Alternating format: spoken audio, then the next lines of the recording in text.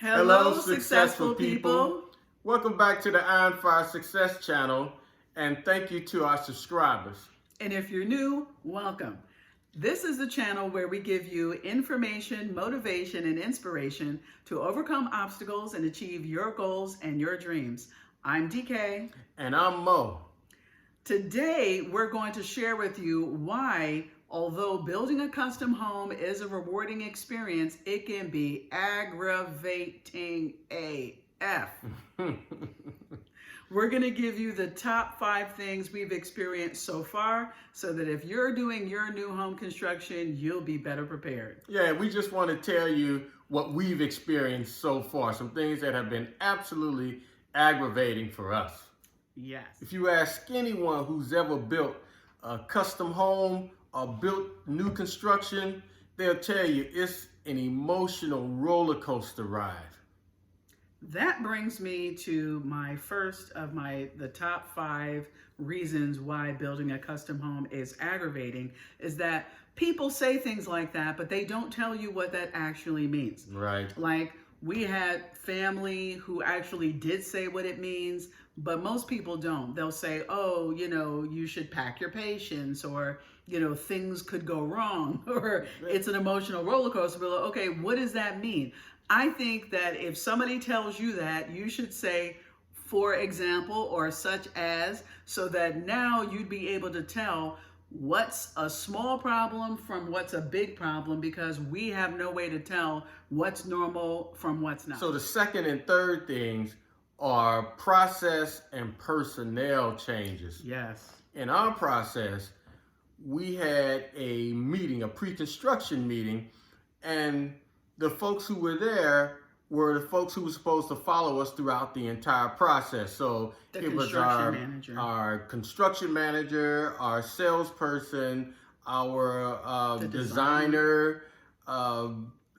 These people were supposed to follow us through the entire process. Well, that doesn't always happen, and it's absolutely aggravating.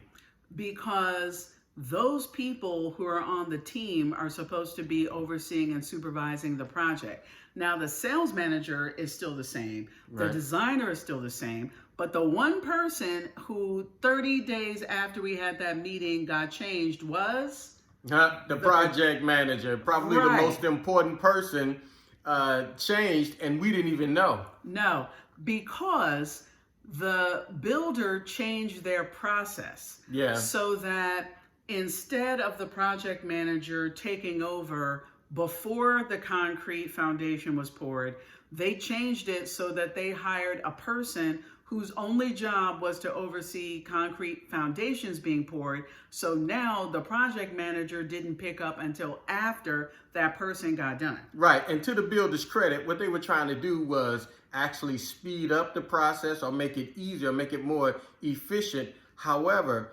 we were kind of in limbo because we did not have a project manager that was actually driving the concrete pour. So during the concrete pour, guess what we had? We had some issues, and there was no one really. But what issues? Tell them what issues you're talking about. We had an issue where actual piece of the concrete was not actually poured. Now they're going to pour it later.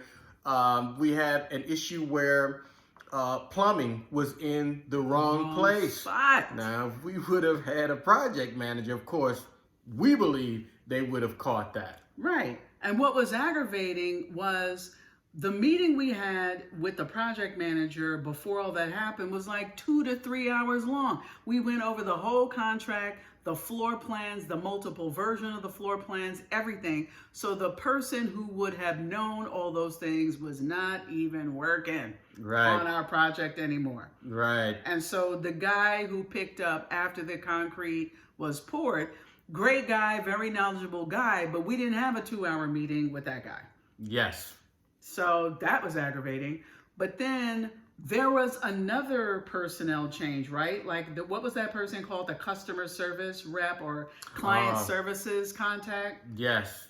So with our builder, they assign you a customer service rep. They help with if you have any questions about financial issues, or if you have change orders, I think they're the folks who interact with our lender to work out any payments or things that we need to make along the way, should we have to pay for a change order if they aren't rolled into the actual loan. That person for us changed how many times? 3. We're on the 3rd person right now since April. Not for bad reasons, by the way. Don't get us wrong. It's people aren't being switched out because they don't know what they're doing. Like the first person got promoted. That was really good, right? Processes change. But you know how it is where every time somebody leaves a job and then a new person comes on the job, they might not have the same like thought process about how to do the job, you know? Yeah, so I think it was more of a communications thing because, you know, What was more of a communications thing? Well, when the second person came in, they must not have communicated some things to the second person because we had submitted some documentation to our second customer service rep that didn't necessarily get rolled over to the next person. And because of that, the builder's asking us, or our customer service rep, the new customer service rep, is asking us for documentation that we already turned in. That is aggravating as I don't know what. But then let's talk about the other piece of that, which is you, which I guess is number 4, the fact that you're actually the honorary member of the build team. Like you're not just a client who is like, oh, I need to check on this, or somebody sends you an email saying, hey, please approve that.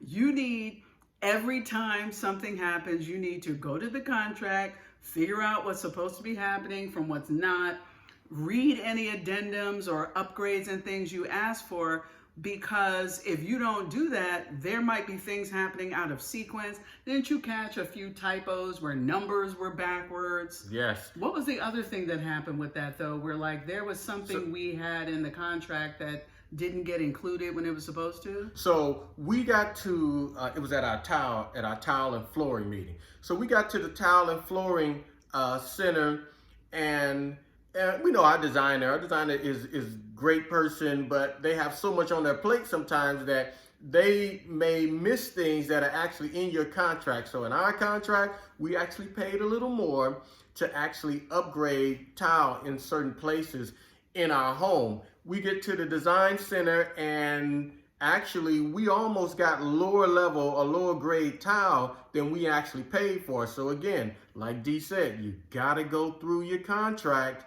And at every level, every step, whenever you're going out to make selections or whenever something is being done, look at your contract and make sure you're getting what you're paying for, because we almost we almost paid for something that we didn't get.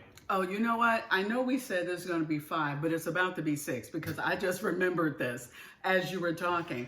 You know what's aggravating is when every time you change something, there's like little language in the change orders that says it's going to be a 14-day delay, because you've changed something. Now, that to me is aggravating because at this stage of the game where the framing isn't finished, what could we possibly be changing that's going to make that late by 14 days? Nothing.